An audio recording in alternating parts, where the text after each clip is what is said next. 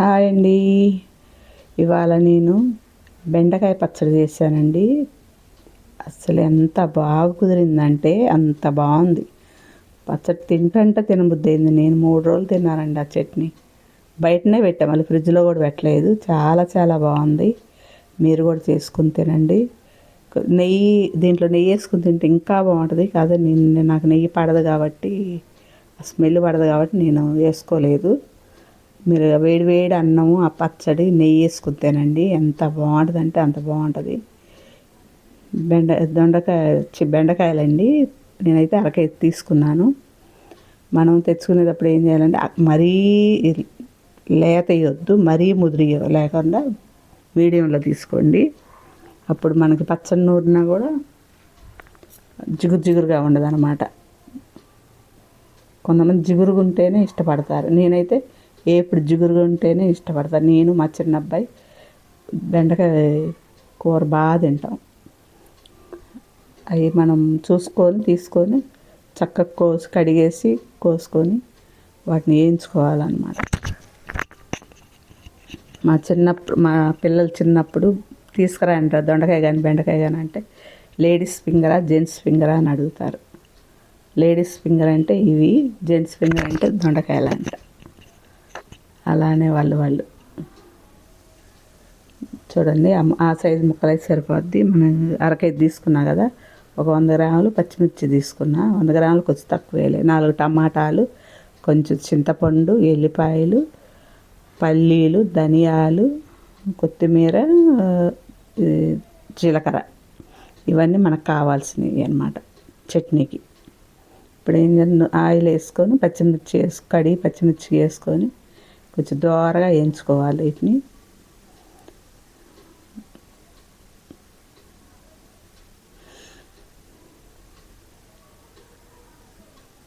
దోరగా మనకి కొంచెం వేగాలన్నమాట.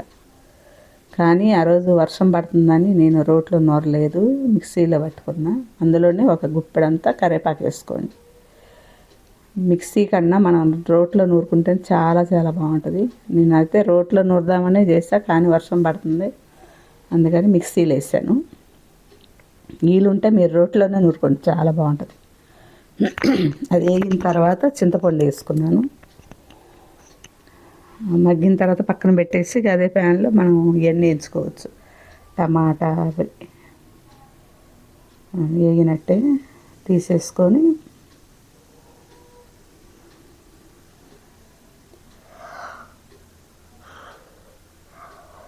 టమాటా ముక్కలు కోసేసుకొని ఒక 4 అయితే తీసుకున్నాను. అవి కొంచెం బాగా మగ్గాలి మనకి.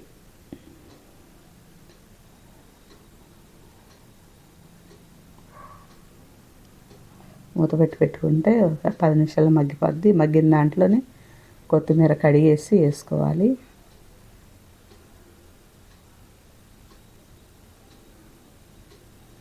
కొంచెం బాగా మగ్గాలి. మగ్గితేనే మనకి ఏంటంటే కొంచెం తొక్కలు తొక్కలుగా లేకుండా ఉంటుంది పచ్చడి. ఇది మగ్గినట్టే తీసేసుకొని మనం దొండకాయలు ఉన్నాయి కదా, అవి కూడా వేయించుకోవాలి. వేరే కళాయి పెట్టుకొని కొంచెం ఆయిల్ వేసుకొని అందులో దొండకాయలనే వస్తుంది నాకేందో, బెండకాయలు వేసుకోవాలి.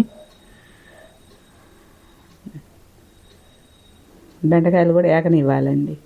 మరీ ఎర్రగా వేయకుండా కొంచెం దోరగా వేయించుకోవాలి.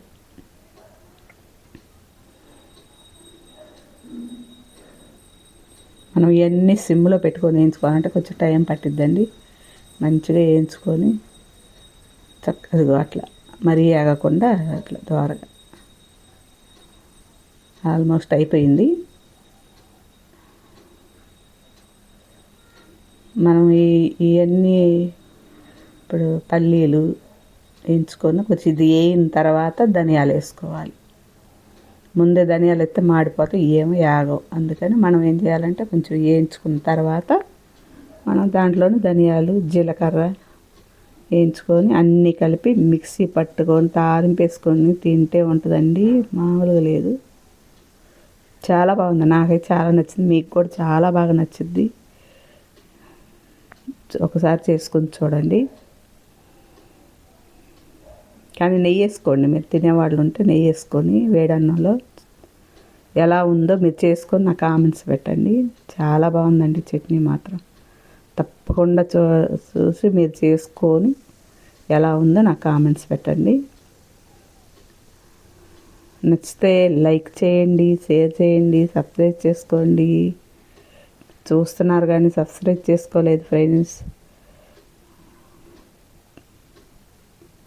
నేను 1000కి కొంచెం దగ్గరలో ఉన్నాను, కొంచెం సబ్స్క్రైబ్ చేసుకోండి ఫ్రెండ్స్.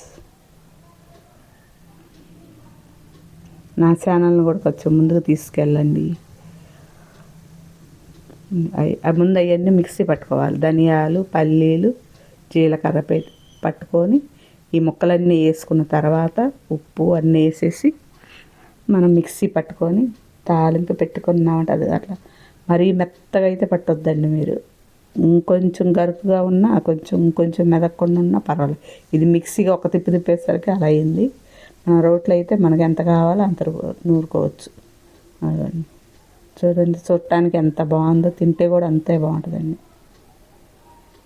కొంచెం ఆయిల్ వేసుకొని, పచ్చడి కదా కొంచెం ఎక్కువే పట్టిద్ది. ఆయిల్ వేసుకొని జీలకర్ర వేసుకొని, అది ఆవాలు వేసుకున్న తర్వాత కొంచెం జీలకర్ర వేసుకోవాలి.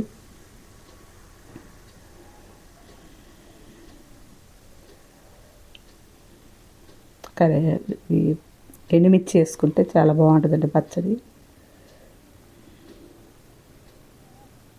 మనం ఎప్పుడైనా పచ్చడిలో ఇంగ వేసుకోవాలి. ఇంగ వేసుకున్నామంటే ఏ పచ్చడికైనా సరే అది ఇంకా రుచిని ఇస్తుంది అనమాట. కరివేపాకు వేసుకున్నాను, అది ఇంగువ అండి, ఇంగువ పొడి. నేను జీడి ఇంగువ వాడతా, చాలా కమ్మగా చాలా బాగుంటుంది, స్మెల్ కూడా బాగుంటుంది. అయిపోయిందండి, ఇంతే మనం పచ్చడి, అంతే అయిపోయింది. కానీ చాలా చాలా బాగుంది. మీరు కూడా చేసుకొని తినండి. ఓకేనా ఫ్రెండ్స్? లైక్ చేయటం మర్చిపోవద్దండి, సబ్స్క్రైబ్ చేసుకోండి, షేర్ చేయండి. Okay, bye.